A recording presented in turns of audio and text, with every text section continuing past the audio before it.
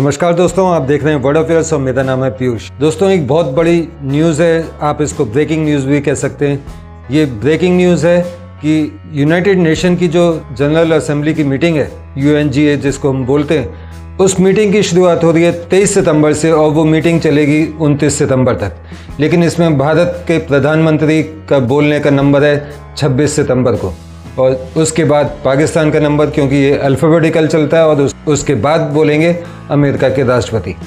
अब आप सोचेंगे कि अल्फ़ाबेटिकल है और अमेरिका तो ए से है, तो सबसे पहले अमेरिका के राष्ट्रपति को बोलना चाहिए। लेकिन अमेरिका हम एशिया वाले लोग ज़्यादा बोलते हैं, अमेरिका के लोग बोलते हैं यूनाइटेड स्टेट्स। तो यू आता है अल्फ़ाबेट, इसलिए यू का नंबर आता है। इंडिया के बाद, पाकिस्तान के बाद फिर यू आता है। तो इस तरीके से ये सिस्टम चलता है। अब बात करते हैं कि जयशंकर जाएंगे इस मीटिंग को अटेंड करने as a representative of Shri Narendra Modi ji. तो ऐसा क्यों किया गया है, भारतीय सरकार ने ये स्टेप क्यों लिया है, इस बारे में हम डिस्कस करने वाले हैं। और उसमें सबसे इम्पोर्टेंट वजह है राष्ट्रपति डोनाल्ड ट्रंप। जैसा कि आपको पता है कि भारत के ऊपर राष्ट्रपति डोनाल्ड ट्रंप 50% टैरिफ लगा चुके हैं, और उससे भी बड़ी बात जो ज़्यादा खतरनाक है, 50% टैरिफ से भी ज़्यादा खतरनाक, वो बात यह है कि राष्ट्रपति डोनाल्ड ट्रंप का, उनकी बातों का कुछ भी अता पता नहीं है, वो कब पलट जाएं और कब नहीं। जैसे बिल्कुल हाल ही का इंसिडेंट आपको बताता हूँ। कल उन्होंने कहा था कि भारत और रूस को हमने चीन के हाथों दे दिया है, और इस बात पर जब शाम को एक रिपोर्टर ने उनसे इसी सेम बात का सवाल का जवाब पूछा, तो उन्होंने कहा कि नहीं, ऐसा कुछ नहीं हुआ है, सब कुछ नॉर्मल है, और भारत के प्रधानमंत्री श्री नरेंद्र मोदी बहुत इंटेलिजेंट हैं, बहुत अच्छे हैं, हमारे उनसे बहुत अच्छे रिलेशन हैं, और भारत अमेरिका के बीच जो भी चल रहा है वो एक टेम्परेरी चीज़ें हैं, और अभी हमारे हाथ से या भारत के हाथ से अमेरिका अभी कुछ अलग नहीं हुआ है, हम दोनों जुड़े हुए, और आने वाले टाइम में रिलेशन बेटर होंगे। अब इस बात को, सुबह की बात को और शाम की बात को, मतलब वो एक कहावत है ना कि दिन ढला वार टला, या रात गई बात गई, डोनाल्ड ट्रंप का सेम ये सिस्टम चलता है। अब मान लीजिए हमारे प्रधानमंत्री मोदी जी जाते हैं UNGA को अटेंड करने के लिए अमेरिका, और वहाँ पर बिना बात किए भी डोनाल्ड ट्रंप ये बोल सकते हैं कि हमारी बात हुई है प्रधानमंत्री मोदी से, और हम दोनों के बीच में डील हो गई, और भारत ने हमारे ऊपर टैरिफ घटा के 0 कर दिए हैं, और हमने भारत के ऊपर 15% का टैरिफ लगा दिया है। ये सब बातें वो तब बोल सकते हैं जब कुछ बात भी ना हुई हो, ना कोई फ़ोन कॉल हुई हो। क्योंकि आपने इससे पहले एक और एग्जाम्पल देखा कि वो अभी तक 30 से ज़्यादा बार, मई से लेकर अभी तक 30 से ज़्यादा बार बोल चुके हैं कि भारत पाकिस्तान का युद्ध मैंने ख़त्म करवाया, मैंने सीज़ फायर करवाया, मैं हूँ पीस अवार्ड का हकदार, मुझे मिलना चाहिए नोबेल पीस प्राइज़।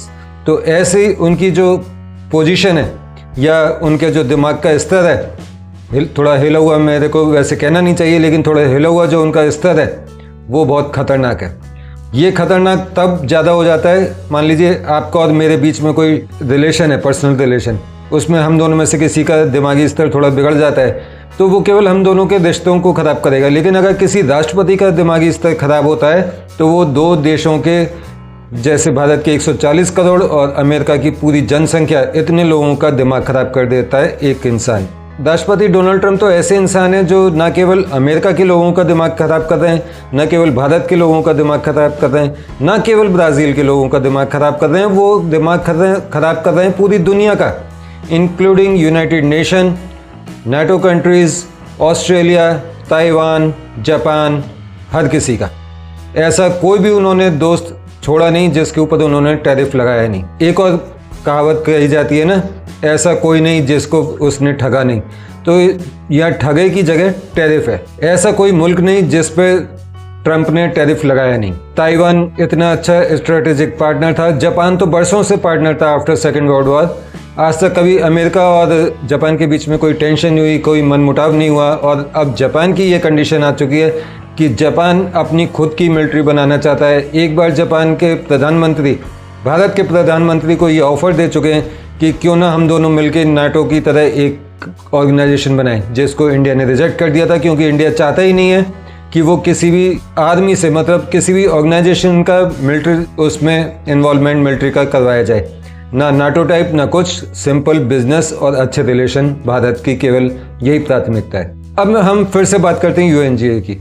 UNGA में जो भारत के प्रधानमंत्री नहीं जा रहे हैं, उसका मेन रीज़न सिर्फ और सिर्फ डोनाल्ड ट्रंप है। भले ही खबरों में कहा जाए कि प्रधानमंत्री मोदी बहुत व्यस्त हैं, उनका बहुत व्यस्त कार्यक्रम है, लेकिन वो व्यस्तता ख़त्म हो जाती अगर अमेरिका और भारत के पहले की तरह रिलेशन होते। बल्कि मुझे लगता है कि 2 दिन की बजाय 3 दिन भी मोदी जी अमेरिका चले जाते।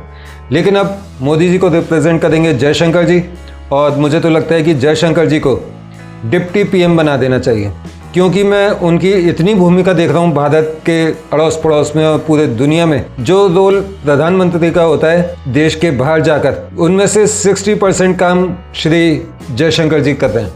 जयशंकर जी नो डाउट बहुत इंटेलिजेंट हैं, बल्कि मेरे बहुत फेवरेट हैं। मेरे तो छोड़िए, पाकिस्तान में भी बहुत लोगों के फेवरेट हैं। तो जयशंकर जी बहुत अच्छे इंसान हैं, बहुत इंटेलिजेंट हैं, और उनमें बहुत हुनर है, बहुत कला है विदेश नीति की। उनकी जितना एक्सपीरियंस शायद ही दुनिया के किसी विदेश मंत्री में होगा, क्योंकि 40 साल वो विदेश मंत्रालय में काम कर चुके हैं, और अब पिछले 5-6 साल से वो विदेश मंत्री भी हैं। तो इस टॉपिक पे कोई अगर नई अपडेट आएगी तो मैं आपके लिए लेकर आऊँगा।